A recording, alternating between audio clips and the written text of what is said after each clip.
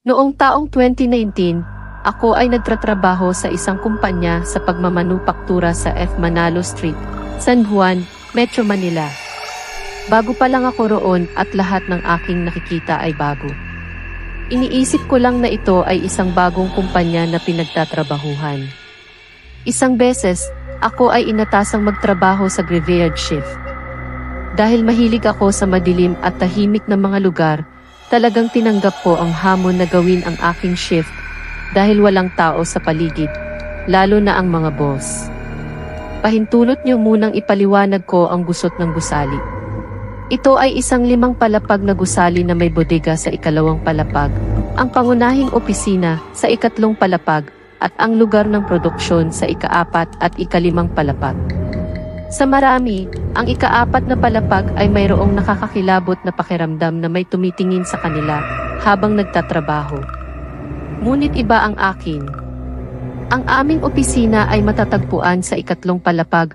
Palagi akong pumupunta roon para mag-break, kumain sa pantry, pumunta sa banyo, mag-refill ng aking bote ng tubig at iba pa.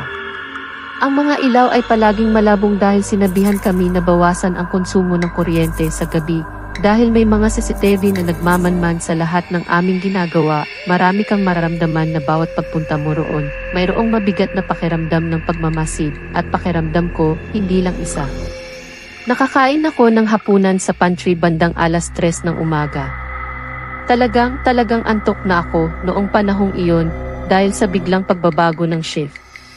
Habang kumakain ako, mayroong sa gilid ng aking paningin na larawan ng isang matandang babae na nakasuot ng lumang Filipiniana dress, nakatungo sa aking kanan, 2 upuan ang layo mula sa kinaroroonan ko, na sa aking isip tinatawag ko siyang nanay.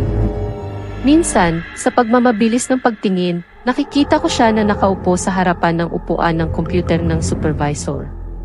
Hindi ako natakot kundi sa halip ay ginawa ko ang aking gawain, nakasama sila, dahil itinuturing ko na iyon ang kanilang lugar at ako ang nang-aabala. Minsan sa aking isip, sinasabi ko, na'y kakain lang po. 1 buwan ako ay nasa shift na iyon. Palagi kong nararamdaman sila na kasama ko kapag nasa pantry ako minsan sa hating gabi. Karamihan sa 3:00 ng umaga, at nararamdaman ang liwanag na iyon na nagpapahiwatig na wala na sila kapag dumating na ang oras sa 4:00 ng umaga hanggang sa tapusin ko ang aking trabaho sa 6:00 ng umaga. Sa kasamaang palad, nag-resign ako ilang buwan pa. Kinuwento sa akin na bago ang pagtatayo muli ng kumpanyang ito ay kilala sa paggawa ng mga produkto ng gelatin at carrageenan. Hindi ako sigurado kung ano ang naging sanhi ng pagbagsak nito, ngunit sinabi sa akin na ang may-ari, isang matandang mag-asawa, ay namatay sa lugar ng kanilang minsan kahangahangang kumpanya, partikular sa 3 palapag kung saan dating naging kanilang opisina at lugar ng pagkamatay.